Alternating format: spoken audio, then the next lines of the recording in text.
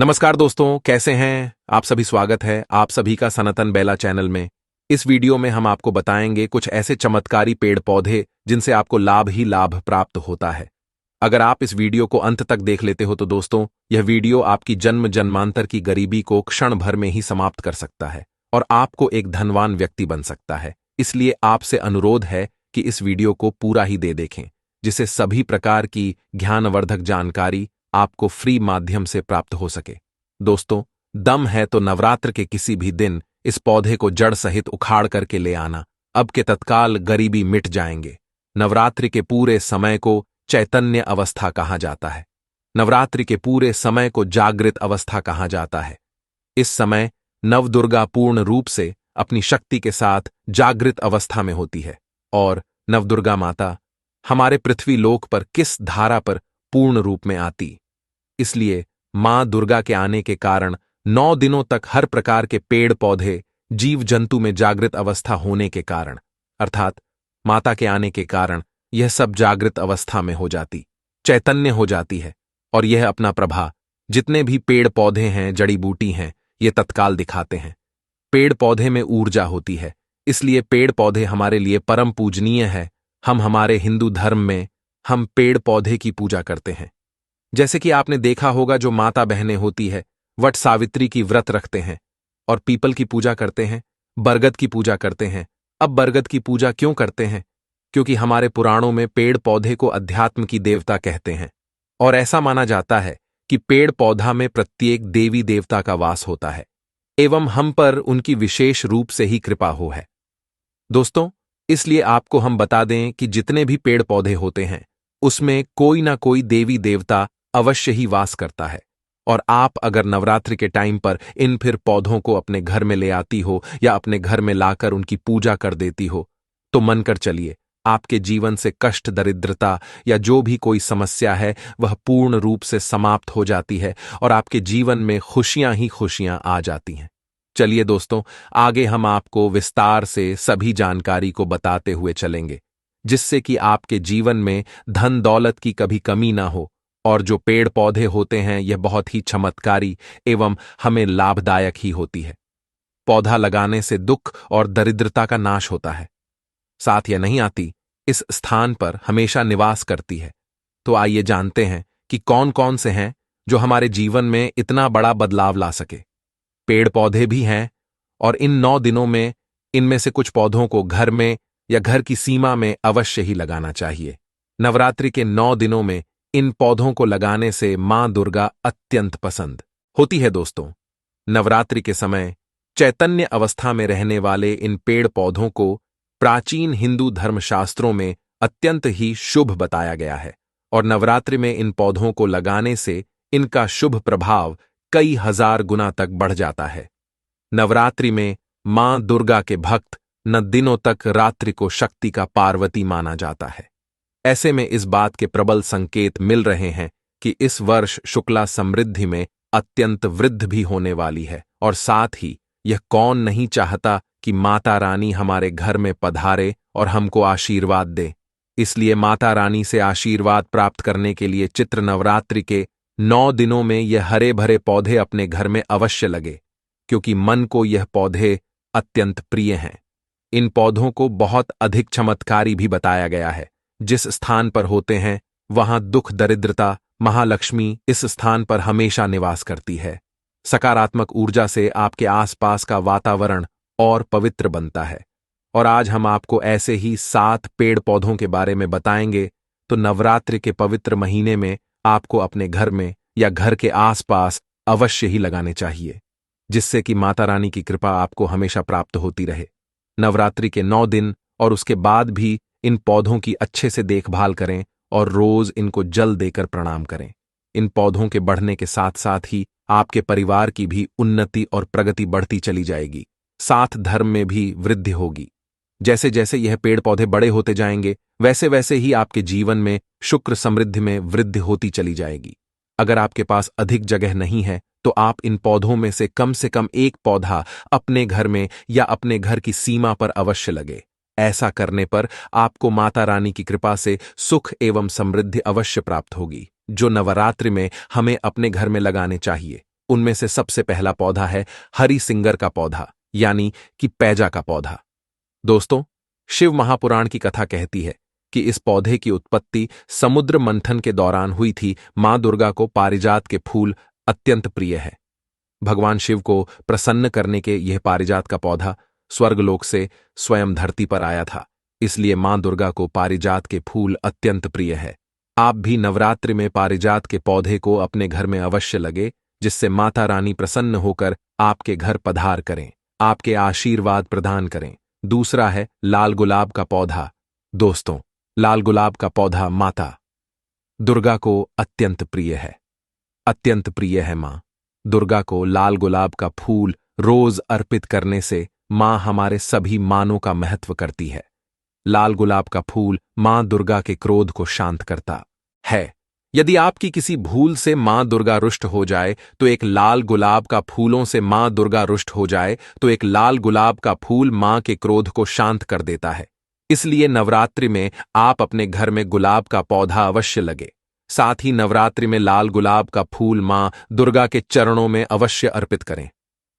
मां आपसे अत्यंत प्रसन्न हो करें, आशीर्वाद पता करेगी। किसी के साथ लाल गुड़हल और लाल कमल भी माता रानी को बहुत प्रिय है। दोस्तों, हिंदू धर्म में तुलसी के पोते का कितना अधिक महत्व है, यह आप अच्छे से जानते हैं।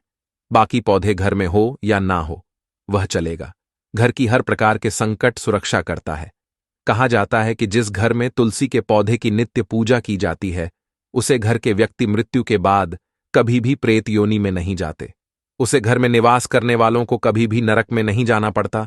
सती तुलसी के पौधे में मां लक्ष्मी का वास होता है तथा जिस घर में तुलसी के पौधे की अच्छे से देखभाल की जाती है, वहां कभी डर की कमी नहीं होती।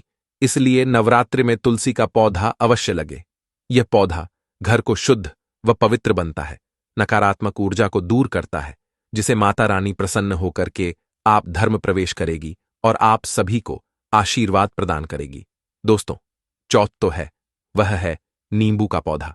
नींबू मां दुर्गा को अत्यंत प्रिय है। मां दुर्गा को नींबू अर्पित करने से मन अत्यंत प्रसन्न होती है। नींबू हमारी पूरी और नकारात्मक शक्तियों सुरक्षा करता है, इसलिए नींबू का पौधा घर के मुख्य द्वार पर बाहर की तरफ अवश्य ही लगाना चाहिए। आप नवरात्रि में नींबू का पौधा अवश्य लगे।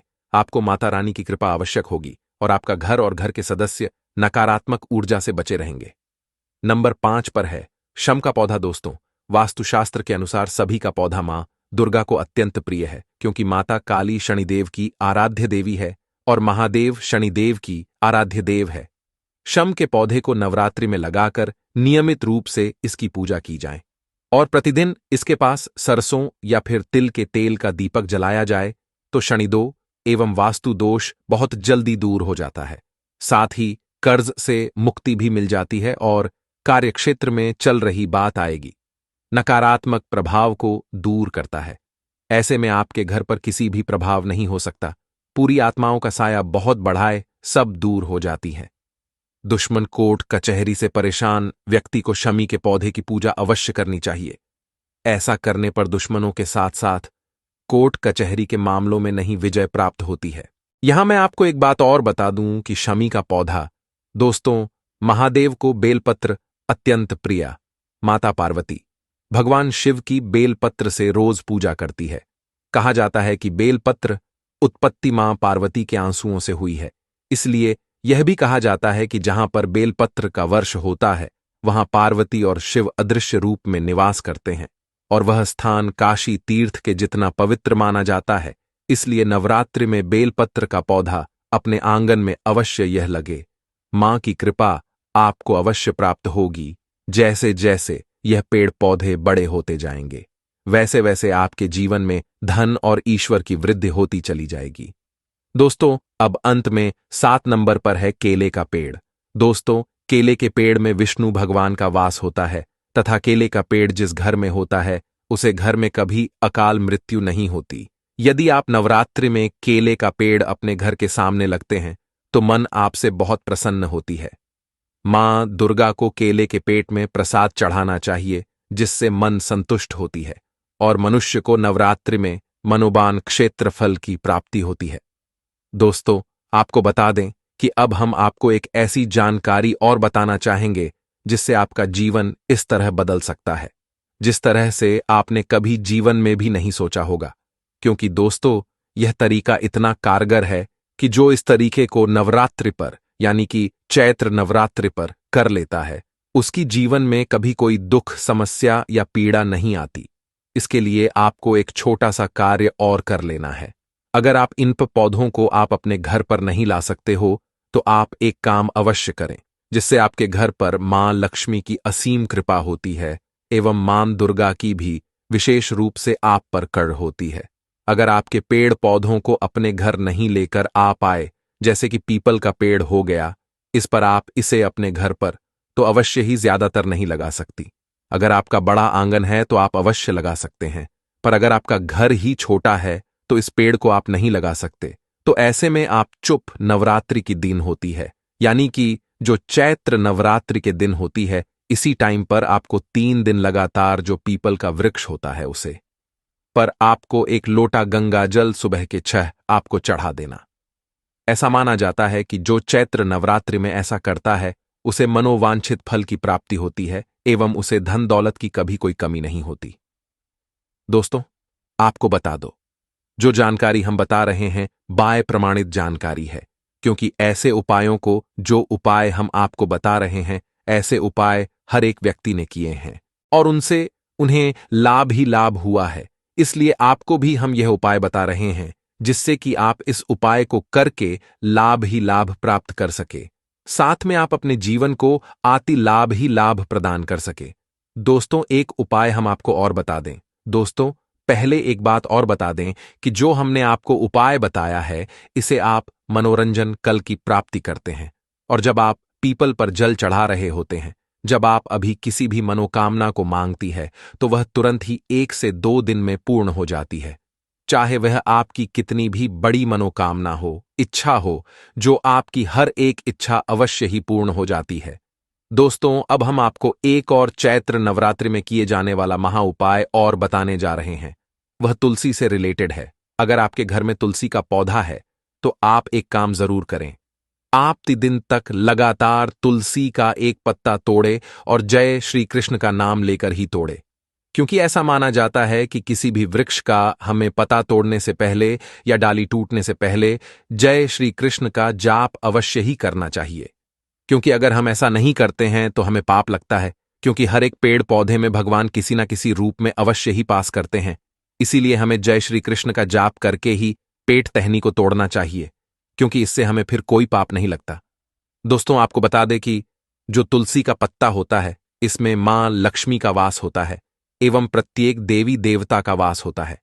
इसलिए आपको एक तुलसी का पत्ता अवश्य ही तोड़ लेना है और जय मां लक्ष्मी का नाम लेकर आपको इस पत्ते को मंदिर में आपका जो घर का मंदिर होता है, उसमें रख देना है और इसे अगले दिन उठाकर इसे आपको खा लेना। ऐसा आपको लगातार 3 दिनों तक करना है।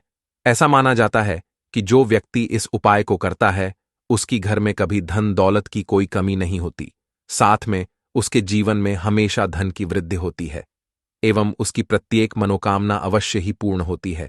इसलिए हर एक व्यक्ति को इन उपायों को अवश्य ही करना चाहिए, जिससे कि उसे लाभ ही लाभ हो एवं मां लक्ष्मी की कृपा हो एवं भगवान विष्णु की कृपा हो।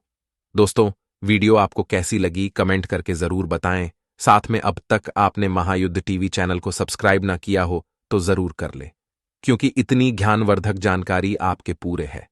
हमने ऐसी कई उपाय बताए हैं जिनसे व्यक्तियों को लाभ ही लाभ हुआ है और उनकी मनोवांछित होने फल की प्राप्ति हुई है। इसलिए आप इन उपायों को अवश्य ही करें, जिससे कि आपके जीवन में भी लाभ ही लाभ हो। धन्यवाद दोस्तों, मिलते हैं।